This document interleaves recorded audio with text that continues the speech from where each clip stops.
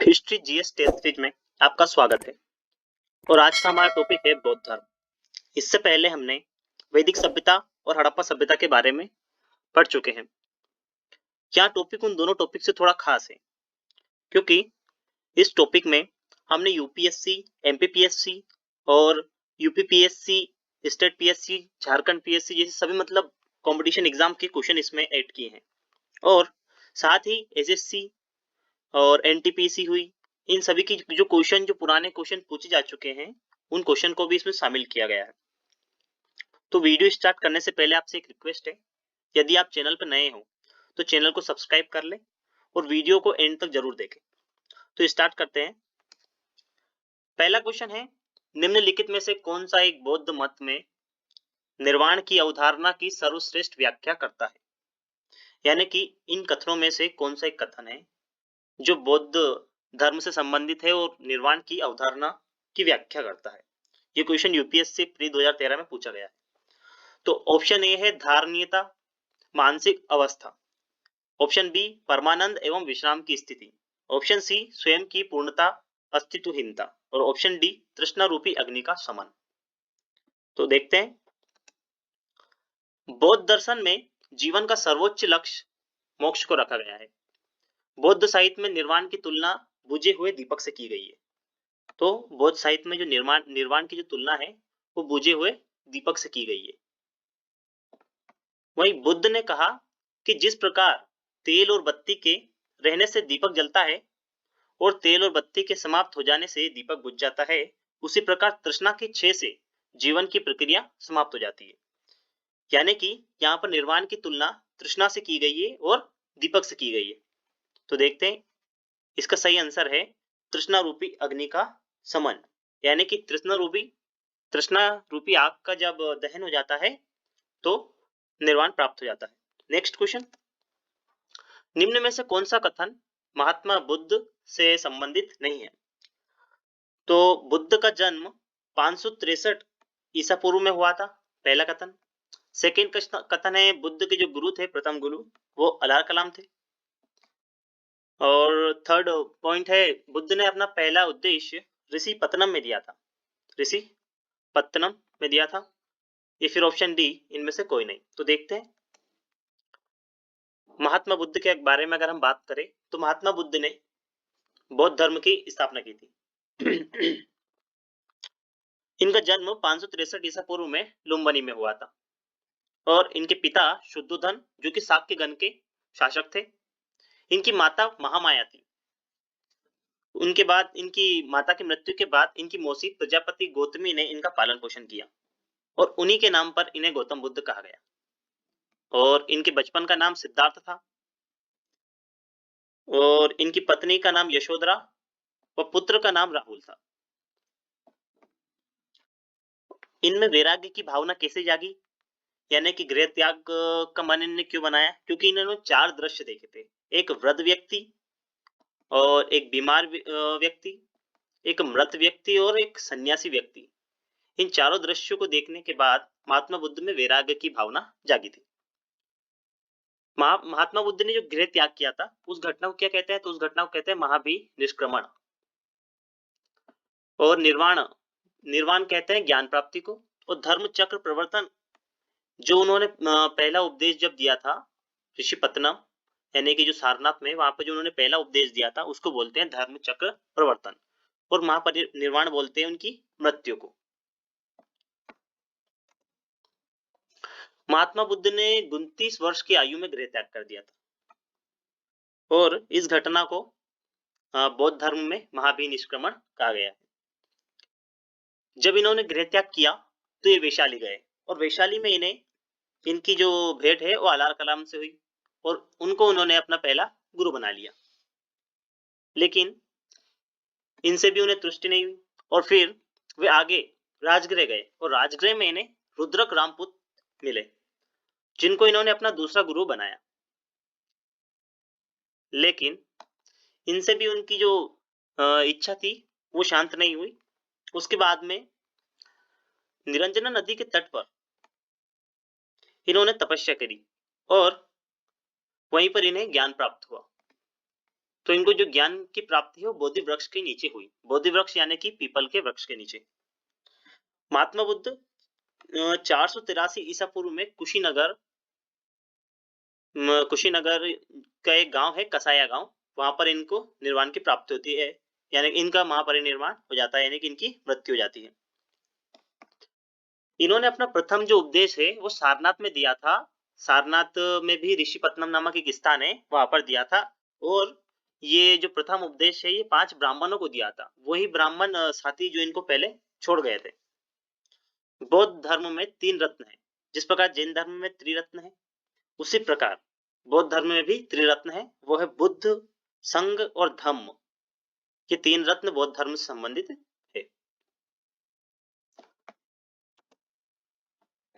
बुद्ध से जुड़े प्रतीकों की बात करते हैं तो गज बुद्ध के गर्भ में आने का प्रतीक है। वहीं कमल बुद्ध के जन्म का प्रतीक है। अश्व यानी कि घोड़ा बुद्ध के गृह त्याग का प्रतीक है। और जिस घोड़े पर बैठकर महात्मा बुद्ध ने गृह त्याग किया था उस घोड़े को कंतक कहा गया, तो उस घोड़े का नाम है कंतक। पीपल का वृक्ष महात्मा बुद्ध के ज्ञान प्राप्ति का प्रतीक है। वहीं सांड उनके यौवन का प्रतीक है। शेर महात्मा बुद्ध की समृद्धि का प्रतीक है। और पद्मचिन्ह जो है, पद्मचिन्ह ये निर्वाण के प्रतीक है। और स्तूप उनकी मृत्यु का प्रतीक है।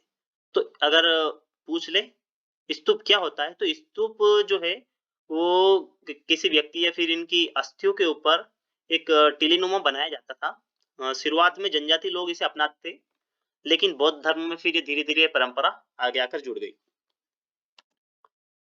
तो इस क्वेश्चन का सही आंसर है इनमें से कोई नहीं, क्योंकि इस क्वेश्चन पूछा गया है निम्न में से कौन सा कथन बुद्ध से संबंधित नहीं है, तो उपयुक्त तो सभी कथन बुद्ध से संबंधित है। बुद्ध का जन्म 563 ईसा पूर्व में हुआ था। इनके प्रथम गुरु अलार कलाम थे और इन्होंने अपना जो पहला उपदेश है वो ऋषिपत्तनम यानी कि सारनाथ में दिया था। तो ये सभी सही। देखते हैं नेक्स्ट क्वेश्चन, निम्न में से कौन सा कथन बौद्ध संघ से संबंधित असत्य कथन है। पहला, बौद्ध संघ की स्थापना सर्वप्रथम सारनाथ में हुई। दूसरा, विनय पिटक संघ के नियमों से संबंधित है। तीसरा, बौद्ध संघ में शामिल पहली महिला प्रजापति गौतमी थी। और चौथा, सुप्त पिटक संघ के दार्शनिक सिद्धांतों की व्याख्या करता है। तो देखते हैं इसके बारे में। बौद्ध संघ की अगर बात करें तो बौद्ध संघ की स्थापना थी वो महात्मा बुद्ध ने सारनाथ में की थी। सारनाथ में जब उन्होंने अपने 5 ब्राह्मण शिष्यों को पहला उपदेश दिया था, उस समय उन्होंने सारनाथ में बौद्ध संघ की स्थापना की थी। जो बौद्ध संघ था वो गणतांत्रिक प्रणाली पर आधारित था। यानी गणतांत्रिक प्रणाली का मतलब ये कि अगर कोई भी संघ में कोई व्यक्ति अपराध करे या फिर कुछ भी किसी भी चीज से संबंधित अगर निर्णय लेना हो तो वोटिंग के थ्रू निर्णय लिया जाता था। यानी कि जो लोग थे वो किसी एक व्यक्ति के निर्णय पर आधारित काम नहीं करते थे, यानी कि सारे लोग आपस में सहमति के साथ निर्णय लेते थे, तो उसी को बोलते हैं गणतांत्रिक प्रणाली। इसे नॉर्मल हम बोल सकते हैं जैसे लोकतंत्र में होता है कि सभी जनता की सहमति से वो काम किया जाए, वैसे ही उस समय जो बौद्ध भिक्षु थे वो आपसी सहमति के साथ काम करते थे। नेक्स्ट देखते हैं, संघ में प्रविष्ट होने को उपसंपदा कहा जाता था। यानी कि उस समय अगर कोई व्यक्ति या कोई भिक्षु अगर संघ में शामिल होना चाहता था तो उसे उपसंपदा कहा जाता था। बौद्ध भिक्षु की अगर बात करें तो बौद्ध भिक्षु जो थे वो वर्ष भर प्राय मतलब ये करते बौद्ध धर्म का प्रचार प्रसार करते थे, किंतु वर्ष में 3 महीने वो बौद्ध धर्म का प्रचार नहीं करते थे, क्योंकि उस समय वर्षवास का पालन करते थे।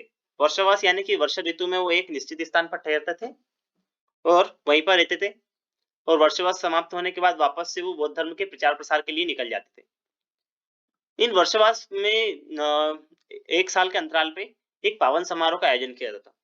उस पावन समारोह में क्या होता था कि वर्षा ऋतु में जो मठों में जो बौद्ध भिक्षु रहते थे उनके द्वारा अगर कोई अपराध किया गया हो तो वो इस समारोह के दौरान उस अपराध की स्वीकार करते थे और उन्हीं के आधार पर उन व्यक्तियों को दंड दिया जाता। नेक्स्ट देखते हैं, जो बौद्ध साहित्य है, जो त्रिपिटक की बात करें तो त्रिपिटक 3 होते हैं, सुप्त पिटक, विनय पिटक और अभिधम पिटक। सुप्त पिटक की अगर संकलन की बात करें तो प्रथम बौद्ध संगोष्ठी के टाइम पे इनका संकलन आनंद ने किया था। आनंद जो कि महात्मा बुद्ध के शिष्य थे, और इस पिटक में बौद्ध धर्म के जो सिद्धांत और उपदेशों के बारे में बताया गया है। ये सुप्त पिटक के 5 भाग है। पहला भाग है दिग्ग निकाय, मध्यम निकाय, अगंतुर निकाय, संयुक्त निकाय और खुद्दक निकाय। ये पांचों जो भाग है वो सुप्त पिटक के हैं। उसी प्रकार विनय पिटक की अगर बात करें तो विनय पिटक का जो संकलन है वो भी उपालि ने किया था। वो भी जो है वो प्रथम बौद्ध संगोष्ठी के दौरान ही हुआ था, लेकिन वो आनंद ने किया था और ये उपालि ने किया था। ये भी महात्मा बुद्ध के शिष्य थे। अगर विनय पिटक की बात करें तो इसमें संघ के आचार विचार और नियमों का संकलन है। वहीं जो सुप्त पिटक अगर 5 भागों में बटा हुआ है तो वहीं विनय पिटक 4 भागों में बटा हुआ है। इसका पहला भाग है पाथिमोक्ष, दूसरा भाग है सुत्त विभंग, खंदक और परिवार। ये चारों भाग हैं विनय पिटक के। आगे हम पातिमोक्ष के बारे में थोड़ा बात करेंगे। नेक्स्ट पिटक है अभिधम पिटक। अभिधम पिटक की अगर बात करें तो इसका संकलन तृतीय बौद्ध संगोष्ठी में हुआ था। इस दौरान जब इसका संकलन हुआ तो इसमें बौद्ध धर्म के दार्शनिक सिद्धांतों को जोड़ा गया। बौद्ध धर्म के दार्शनिक सिद्धांतों की विवेचना की गई थी। इसको 7 भागों में बांटा गया। इन दोनों को 4 और 5 भागों में बांटा गया था, लेकिन अभिधम पिटक को 7 भागों में बांटा गया, जिसमें एक था धम्म संग्वी, विभंग, दात कथा, पुग्गल, पंचती, कथावस्तु, यमक और पठन। ये सातों है अभिधम पिटक के भाग। तो देखते हैं नेक्स्ट, निम्न में से कौन सा कथन बौद्ध संघ से संबंधित असत्य कथन है? तो बौद्ध संघ की जो स्थापना सर्वप्रथम सारनाथ में हुई थी, बिल्कुल सही है। 5 ब्राह्मण शिष्यों के साथ उन्होंने स्थापना करी थी। विनय पिटक संघ के नियमों की बात करता है, तो ये रहा विनय पिटक। ये संघ के उपदेशों की बात करता है, उपदेश सॉरी विनय पिटक ये रहा, ये संघ के नियमों की बात करता है। और वहीं अगर बात करें तो बौद्ध संघ में शामिल पहली महिला जो थी वो प्रजापति गौतमी थी। ये बिल्कुल सही है, प्रजापति गौतमी जो है वो संघ में शामिल पहली महिला थी। ये रही प्रजापति गौतमी संघ में शामिल पहली महिला थी जो कि वैशाली से शामिल हुई थी, तो ये भी सही है। अब अंतिम है सुप्त पिटक, जिसमें संघ के दार्शनिक सिद्धांतों की व्याख्या की गई है, तो ये बिल्कुल गलत है, क्योंकि संघ के दार्शनिक सिद्धांतों की अगर बात करें तो संघ के दार्शनिक सिद्धांत अभिधम पिटक में शामिल किए गए, ना कि सुप्त पिटक में। ठीक है, नेक्स्ट क्वेश्चन देखते हैं। क्वेश्चन नंबर 4, निम्न में कौन सी बौद्ध संगोष्ठी अशोक के समय हुई थी? प्रथम बौद्ध संगोष्ठी, द्वितीय बौद्ध संगोष्ठी, तीसरी और चौथी। इन चारों में से कौन सी बौद्ध संगोष्ठी अशोक के टाइम पे हुई थी? तो देखते हैं।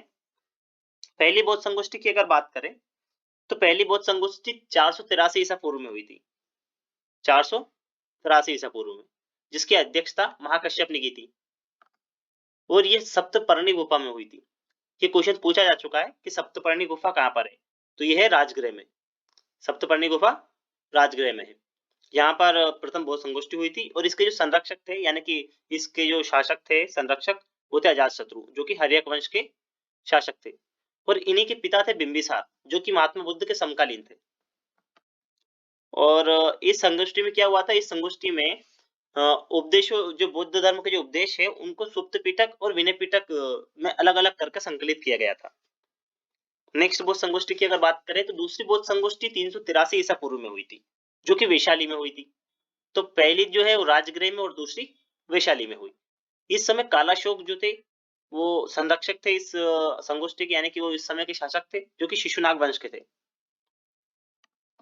और इस जो संगोष्ठी है, इसकी अध्यक्षता सब्बकामी ने की थी। इसको कहीं कहीं पर सब्ब कमीर भी कहा जाता है, सब्ब कमीर। यानी कि पहली जो संगोष्ठी है उसकी अध्यक्षता महाकश्यप ने और दूसरी की सब्बकामी ने। इसमें क्या कार्य हुए थे? तो इसमें आपसी मतभेद के कारण जो स्थविर एवं महासंघी में विभाजन हो गया था। यानी कि जो हीनयान जो संप्रदाय है उसको यहाँ पर सॉरी जो बौद्ध संप्रदाय है, बौद्ध धर्म, उसमें से स्थविर और महासंघी ये 2 भागों में विभाजित हो जाते हैं। थर्ड बौद्ध संगोष्ठी की अगर बात करें तो ये हुई थी 250 ईसा पूर्व में, 250 ईसा पूर्व में, और ये हुई थी पाटलिपुत्र में। यानी कि पहली राजगृह में, दूसरी वैशाली में और तीसरी हुई थी पाटलिपुत्र में। और इस समय जो शासक थे वो थे अशोक, जो कि मौर्य वंश के शासक थे। इस समय इस संगोष्ठी की जो अध्यक्षता थी वो मोगाली पुत्तिस ने की थी। मोगाली पुत्तिस ने तृतीय बौद्ध संगोष्ठी की अध्यक्षता की थी, और इसमें अभिधम पिटक का संकलन किया गया था। अभिधम पिटक की अगर बात अभी हमने की, इसमें क्या है? संघ के दार्शनिक सिद्धांतों के बारे में बताया गया है, जिसका संकलन तृतीय बौद्ध संगोष्ठी में हुआ है। चौथी बौद्ध संगोष्ठी की अगर बात करें तो ये हुई थी प्रथम शताब्दी में, जो कि कुंडलवन कश्मीर में हुई थी। कुंडलवन कश्मीर में हुई थी। और इसके जो शासक थे वो थे कनिष्क। कनिष्क जो कि कुषाण वंश के शासक थे। इसके जो अध्यक्ष थे इस संगोष्ठी के वो थे वसुमित्र। इससे पूर्व की जो तीसरी संगोष्ठी है उसके कौन थे? मोगालीपुत्ती। इसकी एक खासियत है कि इसमें एक उपाध्यक्ष भी थे जो थे अश्वघोष, यानी कि इसमें एक अध्यक्ष और एक उपाध्यक्ष दोनों साथ थे। तो वसुमित्र और अश्वघोष। इसमें क्या कार्य हुआ? तो इसमें बौद्ध धर्म जो था वो दो संप्रदायों में विभक्त हो गया था, महायान और हीनयान। जो स्थविर है वो इसी हीनयान की शाखा है। तो देखते हैं निम्न में से कौन सी बौद्ध संगोष्ठी अशोक के समय हुई थी? तो तीसरी बौद्ध संगोष्ठी जो थी वो अशोक के समय हुई थी। नेक्स्ट क्वेश्चन देखते हैं। निम्न में से कौन सा कथन असत्य है? ऑप्शन ए, वर्षवास 3 माह का होता है। ऑप्शन बी, बुद्ध का पहला वर्षवास सारनाथ में बीता था। ऑप्शन डी, बुद्ध का जो अंतिम वर्षवास है वो वैशाली में बीता। और ऑप्शन डी, बुद्ध के जो सर्वाधिक वर्षवास है वो राजगृह में बीते थे। तो देखते हैं कौन सा असत्य है। बुद्ध धर्म और वर्षवास की अगर बात करें तो बौद्ध धर्म में वर्षा ऋतु के 3 माह पर किसी जो बौद्ध भिक्षु थे वो किसी सुरक्षित स्थान पर रहते थे और उस समय वो बौद्ध धर्म का प्रचार प्रसार नहीं करते थे। इस दौरान क्या होता था? इस दौरान एक बैठक बुलाई जाती थी। वर्षवास के दौरान एक बैठक बुलाई जाती थी जिसमें विनय पिटक के एक अंग पातिमोक्ष का पाठ किया जाता। इसके बारे में हमने देखा है, विनय पिटक के बारे में इससे पहले। तो विनय पिटक जो थे इसके 4 भाग थे, उसमें से एक पातिमोक्ष था। तो इस समय क्या पातिमोक्ष की एक बैठक विनय पिटक की एक बैठक बुलाई जाती थी, उसमें पातिमोक्ष का पाठ किया जाता। और पातिमोक्ष जो था उसमें 226 प्रकार के पाप कर्मों का उल्लेख था। यानी कि जो पातिमोक्ष है उसमें क्या है? 226 प्रकार के पाप कर्मों का उल्लेख है। और इसको प्रत्येक 15 दिवस के अंतराल पर बुलाया जाता था। यानी कि जैसे अमावस्या से पूर्णिमा होती है उसी प्रकार 15 दिवस के अंतराल पर इसको बुलाया जाता था। इसमें क्या होता था? सभी बौद्ध भिक्षु जो थे अपने पापों को स्वीकार करते थे। यानी कि इस दौरान 15 दिवस के दौरान उनके द्वारा अगर कोई सा अनैतिक कृत्य या कोई पाप हुआ है तो उसको इस दिन वो क्या करते थे? स्वीकार करते थे और इसी के आधार पर वो दंडित होते थे। तो ये जो घटना है इसे बोलते थे उपोस्त। यानी कि प्रत्येक 15 दिवस के अंतराल पर विनय पिटक के एक अंग पातिमोक्ष का जो पाठ होता था जिसमें 226 प्रकार के पाप थे। और ये जो था इसमें सभी बौद्ध भिक्षु जो थे अपने पापों की स्वीकृति करते हैं। इसी को क्या कहा जाता है? उपोस्त कहा जाता है। और ऐसा के ऐसा ही हमने पावरण समारोह के बारे में भी पढ़ा था। तो देखते हैं जो पावरण समारोह है वो भी उपोस्त के ही समान है, किंतु इसमें एक अंतर यह है कि जो पावरण समारोह 1 वर्ष में एक बार आयोजित किया जाता है। यानी कि कहे तो जो पावरण समारोह का जो आयोजन है वो वार्षिक स्तर पर होता है। जबकि उपोस्त जो समारोह है इसका जो आयोजन है वो 15 दिवस के अंतराल में होता रहता है। ठीक है, देखते हैं नेक्स्ट। जो बुद्ध का जो पहला वर्षवास है, यानी कि बौद्ध जो थे उनका जो पहला वर्षवास था वो सारनाथ में बीता था।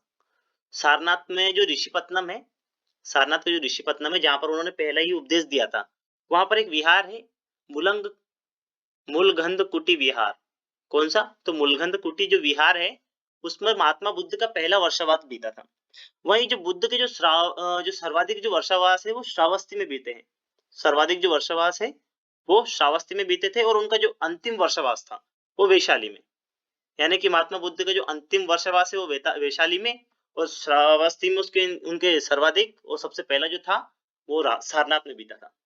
तो ठीक है, देखते हैं इसका सही आंसर है, सॉरी इसका जो गलत आंसर है वो है ऑप्शन डी। इसमें कहा गया है कि बुद्ध के सर्वाधिक वर्षवास राजगृह में बीते थे, जो कि गलत है क्योंकि बुद्ध के जो सर्वाधिक जो वर्षवास थे वो कहाँ बीते थे? श्रावस्ती में बीते थे। नेक्स्ट क्वेश्चन देखते हैं। निम्न में से कौन सा स्थान बुद्ध से संबंधित नहीं है? ये क्वेश्चन यूपीएससी में 2 बार पूछा जा चुका है प्री में। तो देखते हैं। महात्मा बुद्ध से संबंधित अगर स्थानों की बात करें तो लुम्बिनी, जहां पर महात्मा बुद्ध का जन्म हुआ था। दूसरा स्थान है गया जी, जो कि बिहार में है, गया, जहां पर महात्मा बुद्ध को ज्ञान प्राप्त हुआ। तीसरा स्थान है सारनाथ, जहां पर उन्होंने पहला उपदेश दिया। चौथा स्थान कुशीनगर, जहां पर उनकी मृत्यु हुई थी। राजगृह, श्रावस्ती, सकीशा और वैशाली।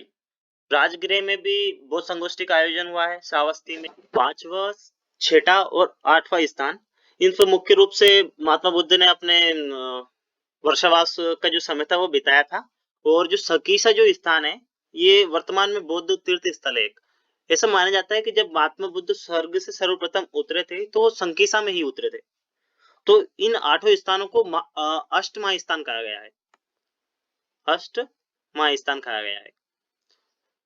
तो देखते हैं नेक्स्ट, इसका जो आंसर है वो कौन सा है। तो निम्न में से कौन सा महात्मा बुद्ध से संबंधित नहीं है। तो अवंती कहा जाता है, बहुत जगह मिलता है कि अवंती पर भी महात्मा बुद्ध से संबंधित है, लेकिन अवंती और गांधार ऐसे स्थान थे जहां पर महात्मा बुद्ध जाना चाहते थे लेकिन कभी गए नहीं थे। तो संकीशा, लुम्बिनी और राजगृह, इन तीनों स्थान महात्मा बुद्ध से संबंधित है, लेकिन अवंती गलत आंसर है। नेक्स्ट क्वेश्चन देखते हैं। अभी यहाँ से तथ्यात्मक प्रश्न आते हैं जो कि किसी एग्जाम में पूछे गए हैं। ये यूपीएससी का क्वेश्चन है, स्थावीरवादी या थेरवादी बौद्ध धर्म की किस शाखा से संबंधित है। तो यह है बौद्ध धर्म की हीनयान शाखा से संबंधित। नेक्स्ट क्वेश्चन देखते हैं। निम्नलिखित में से कौन भावी बुद्ध है जो संसार की रक्षा हेतु अवतरित होंगे। जैसे कि हमने विष्णु भगवान के बारे में सुना है कि विष्णु भगवान जो है वो कई अवतार लेते हैं, अभी कलयुग में कल की अवतार लेंगे। ऐसे महात्मा बुद्ध के बारे में भी कुछ क्या बोलते हैं कथन है कि महात्मा बुद्ध जो है वो अभी वर्तमान कलयुग में यानी कि अब संसार की रक्षा के लिए अवतरित होंगे। तो उनका जो एक अवतार है मैत्रेयी, तो कहा जाता है कि मैत्रेयी जो उनका रूप है वो अब संसार की रक्षा के लिए अवतरित होगा, जो कि यूपीएससी 2018 में पूछा जा चुका है कि निम्न में से कौन सा भावी बुद्ध है जो संसार की रक्षा हेतु अवतरित होंगे। तो वह है मैत्रेयी। नेक्स्ट क्वेश्चन देखते हैं। बौद्ध धर्म ग्रंथ मिलिंदपनो किस हिंद यवन शासक पर प्रकाश डालता है। मिलिंदपनो की अगर बात करें तो इसकी जो मुख्य बोल सकते हैं हम नायक की अगर बात कर सकते हैं नॉर्मल, तो दो व्यक्ति थे, एक थे नागसेन, एक थे मिनांडर। नागसेन और मिनांडर जो थे इन दोनों के बीच में वाद विवाद होता है और इसमें नागसेन मिनांडर के सभी प्रश्नों के उत्तर देते हैं। तो यानी कि इस समय जो हिंद यवन जो शासक था वो था मिनांडर। ये जो क्वेश्चन है वो उत्तराखंड के पीसीएस 2014-15 में पूछा जा चुका है। नेक्स्ट क्वेश्चन अगर हम देखें तो निम्न में से किस बौद्ध साहित्य में महात्मा बुद्ध से संबंधित नैतिक सिद्धांत जो प्रवचन है वो संकलित है। यानी कि जो महात्मा बुद्ध के जो नैतिक सिद्धांत से संबंधित जो प्रवचन है वो किस बौद्ध साहित्य में संकलित है। ये क्वेश्चन एमपीपीएससी 2014 का क्वेश्चन है और इसका सही आंसर है सुत्त पिटक में। जातक कथाओं में महात्मा बुद्ध के पूर्व जन्म की काल्पनिक कथाएं हैं, तो ये सुत्त पिटक है, इसमें नैतिक सिद्धांत जो है वो संकलित है। Next question. विख्यात बोरोबुदुर बुद्ध मंदिर कहाँ स्थित है। जो कि आरबी एनटीपीसी ने 2016 में क्वेश्चन पूछा था कि जो बोरोबुदुर जो बुद्ध मंदिर है वो कहाँ पर स्थित है। Nepal, Sri Lanka, Indonesia, Japan. तो इसका सही आंसर है इंडोनेशिया। नेक्स्ट क्वेश्चन देखते हैं। बौद्ध संरचना धार्मिक स्तूप कहाँ है। तो जो धार्मिक स्तूप है वो कहाँ पर है, तो वो है सारनाथ। तो कहाँ पर है बौद्ध धार्मिक स्तूप, सारनाथ में, जो कि ये भी एनटीपीसी ने 2016 में पूछा था। प्रथम बौद्ध परिषद कहाँ आयोजित हुई थी। ये क्वेश्चन एसएससी में 2016 में पूछा गया है कि प्रथम बौद्ध परिषद कहाँ आयोजित हुई थी। जब महात्मा बुद्ध की मृत्यु हो जाती है उसके बाद में पहली बार जो बौद्ध परिषद है वो राजगृह में आयोजित की जाती है। Next question. बौद्ध भिक्षुओं के लिए निर्मित लोमा ऋषि गुफा किस राज्य में है। तो ये गुफा जो है वो बिहार में, महाराष्ट्र में अजंता, एलोरा और कार्ले जैसी गुफाएं महाराष्ट्र में स्थित है। कार्ले की जो गुफा है उसके बारे में एक कथन है कि कार्ले की गुफा बौद्ध भिक्षुओं के लिए सबसे असुरक्षित गुफा मानी जाती है। Next question. बोधिसत्व पद्मपाणि का चित्र सर्वाधिक प्रसिद्ध और प्राय चर्चित चित्रकारी है जो कि स्थित है अजंता, एलोरा, बादामी और नागार्जुनी। तो इसका सही आंसर है अजंता। अजंता कहां पर है, तो महाराष्ट्र में, जो कि यूपीएससी 2017 का क्वेश्चन है। नेक्स्ट क्वेश्चन देखते हैं। बौद्ध और बोधिसत्व में अंतर बताइए। तो ये बौद्ध और बोधिसत्व क्या है इसके बारे में आप कमेंट बॉक्स में इसका आंसर बताइए।